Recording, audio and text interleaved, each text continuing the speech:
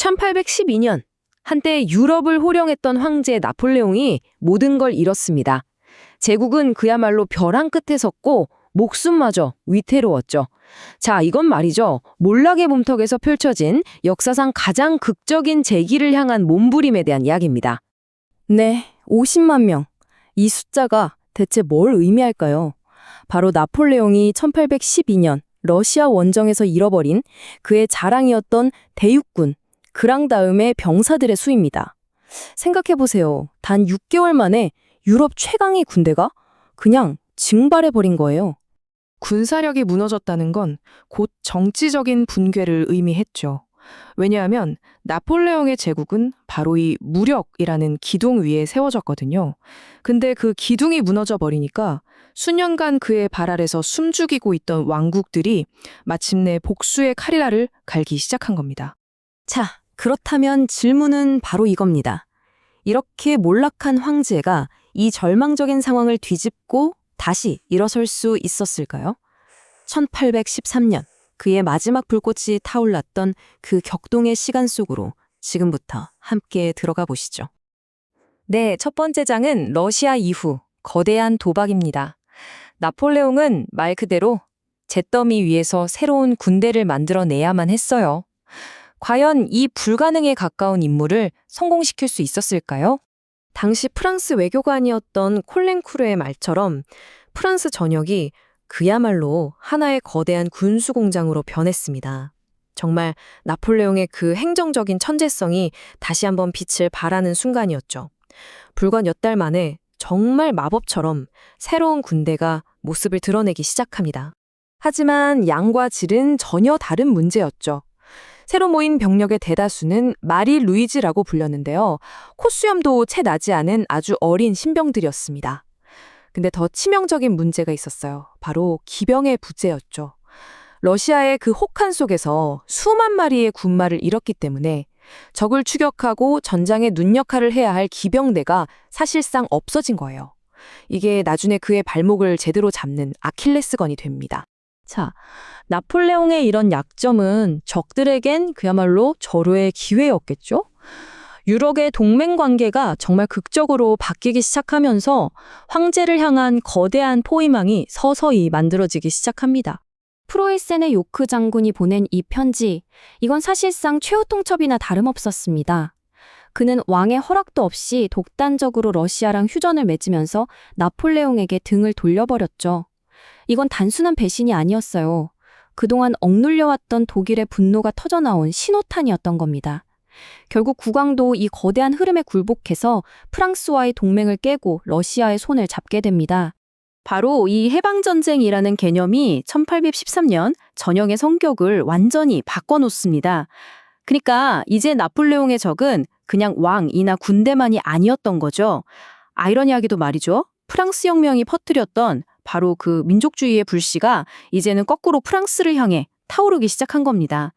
그는 이제 한 국가, 국민 전체의 저항과 싸워야 했던 거죠. 자, 이제 전장의 흐름이 바뀌는 지점입니다. 나폴레옹의 군사적 천재성이 다시 한번 발휘되는 것처럼 보였지만 그 승리 뒤에는 아주 치명적인 대가가 숨어 있었습니다. 봄이 되자 나폴레옹은 직접 군대를 이끌고 동쪽으로 진군했습니다. 그리고 류첸과 바우첸에서 연합군을 상대로 연달아 승리를 거둡니다. 와, 황제가 정말 화려하게 부활하는 것처럼 보였죠. 이렇게 연이은 승리, 황제가 화려하게 부활하는 것처럼 보였죠. 하지만 정말 모든 문제가 해결된 걸까요? 현실은 아주 냉혹했습니다. 승리의 대가는 감당하기 힘든 사상자였고 프랑스군의 손실이 연합군보다 훨씬 컸어요. 무엇보다 아까 말씀드렸던 기병이 없으니까 퇴각하는 적을 추격해서 섬멸할 수가 없었던 겁니다. 결국 적에게 재정비할 시간을 벌어준 말 그대로 절반의 승리에 불과했던 거죠. 여름 휴전 기간 동안 오스트리아의 외무장관 메테르니가 중재를 시도합니다. 하지만 이 인용문에서 딱 드러나듯이 나폴레옹은 한치의 양보도 거부했어요. 이 오만한 태도가 결국 어떻게 됐을까요? 중립을 지키던 오스트리아마저 등을 돌려서 연합군에 가담하게 만드는 결정적인 계기가 되어버립니다. 자, 이제 이 전역의 클라이맥스로 향합니다. 연합군은 마침내 나폴레옹을 구석으로 몰아넣기 위해 아주 기가 막힌 전략을 세웠습니다. 그야말로 민족들의 전투라고 불리는 거대한 결전이 임박한 거죠. 마침내 연합군은 나폴레옹을 이길 방법을 찾아냈습니다. 바로 트라헨베르크 계획이죠. 전략은요, 기가 막히게 간단했습니다. 나폴레옹 본인과는 절대 싸우지 마라. 대신에 그의 원수들을 하나씩 격파하라. 나폴레옹의 천재성은 일단 피하고 자신들의 압도적인 수적 우위를 이용해서 그의 팔다리를 먼저 잘라내겠다는 아주 영리한 계획이었죠. 그리고 마침내 라이프치히에서 모든 군대가 부딪힙니다.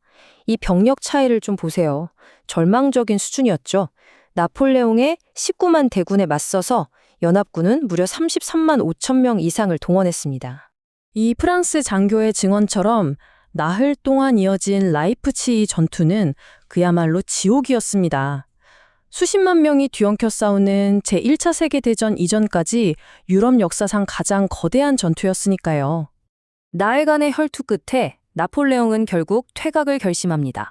하지만 바로 그때 끔찍한 비극이 발생하죠. 후퇴하는 군을 엄호하던 유일한 다리가 너무 일찍 폭파되어 버린 겁니다. 정말 이 어이없는 실수 하나 때문에 3만 명의 후위 부대가 강 건너에 고립돼서 고스란히 포로가 되고 말았습니다. 나흘간의 전투에서 양측을 합쳐서 발생한 사상자가 무려 10만 명, 그야말로 재앙이었죠. 라이프치히에서의 패배는요, 단순한 군사적 패배가 아니었습니다.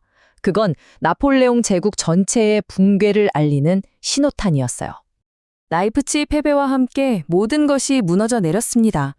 그의 군대는 재기불능 상태에 빠졌고 수년간 공들여 만들었던 독일 연방체 라인 동맹은 산산조각 났죠. 어제의 동맹국들이 전부 등을 돌렸고 마침내 프랑스 본토의 국경이 활짝 열리고 말았습니다. 이 말은 당시 나폴레옹의 장군들조차 이제 끝이구나 하고 직감하고 있었다는 걸 보여줍니다. 이제 남은 건 프랑스 본토에서의 마지막 저항, 그것뿐이었습니다. 모든 것을 잃어버린 황제. 하지만 그는 여전히 나폴레옹이었습니다. 그의 제국은 무너졌지만 유럽의 거장은 과연 프랑스 땅에서 마지막 기적을 만들어낼 수 있었을까요? 그 이야기는 또 다른 장에서 계속됩니다.